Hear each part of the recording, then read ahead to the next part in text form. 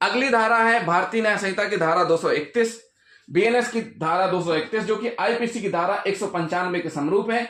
आजीवन कारावास या कारावास से दंडनीय अपराध के लिए दोष सिद्धि कराने के आशय से मिथ्या साक्ष्य देना या गढ़ना। अभी हमने क्या पढ़ा, मृत्युदंड से दंडनीय अपराध के लिए दोष सिद्धि कराने के आशय से। अब हम पढ़ रहे हैं आजीवन कारावास। क्या पढ़ रहे हैं, आजीवन कारावास। इसमें क्या कहा गया है इस धारा में, इस धारा में भी मिथ्या साक्ष्य देने या गढ़ने के एक अन्य गुरुतर स्वरूप का उल्लेख है। इस धारा के अनुसार यदि मिथ्या साक्ष्य देने या मिथ्या साक्ष्य गढ़ने का आशय किसी व्यक्ति को ऐसे अपराध के लिए सिद्ध दोष कराना हो जो आजीवन कारावास या 7 वर्ष या उससे अधिक कारावास के दंड से दंडनीय हो, तो दोषी व्यक्ति को वही दंड दिया जाएगा जो उस निर्दोष व्यक्ति को दिया जाता यदि मिथ्या साक्ष्य के आधार पर उसकी दोष सिद्धि हो जाती। दोष सिद्धि हो जाने पर उसको दिया जाएगा। उदाहरण, ए न्यायालय के समक्ष किसी व्यक्ति के विरुद्ध इस आशय से मिथ्या साक्ष्य देता है कि इससे उस व्यक्ति को डकैती के लिए दोष सिद्धि हो जाए।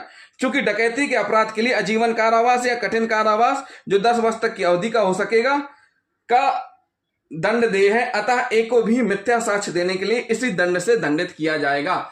यानी जिस दंड के लिए मिथ्या साक्ष्य दिया गया है और जितना प्रावधान उस दंड में है, तो उतना ही यह साबित हो जाने पर कि उसके द्वारा मिथ्या साक्ष्य दिया गया है, उसको दंडित किया जाएगा।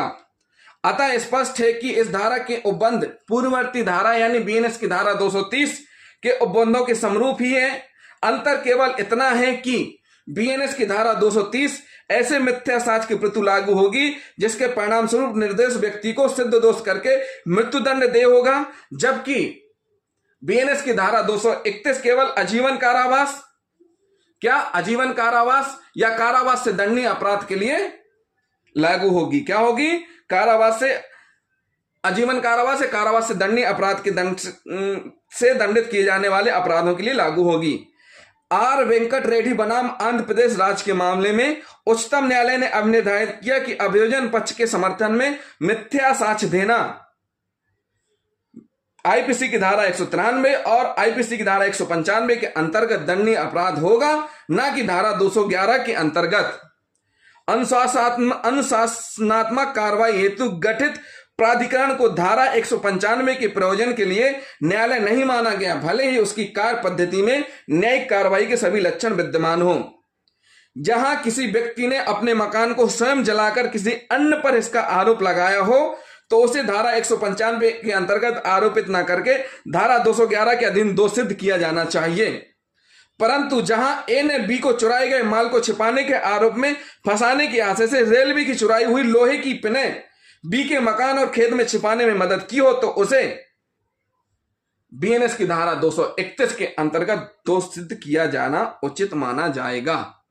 तो साथियों, हमने क्या स्पष्ट किया, बीएनएस की धारा 231 में, और इसमें स्पष्ट कर दिया गया है कि उसी प्रकार का दंड दिया जाएगा जिस प्रकार का उसने मिथ्या साक्ष्य जिस प्रकार के अपराध में दिया है। इसमें दंड का प्रावधान आजीवन कारावास, 7 वर्ष तक का कारावास, जुर्माना दोनों से दंडित किए जाने का है।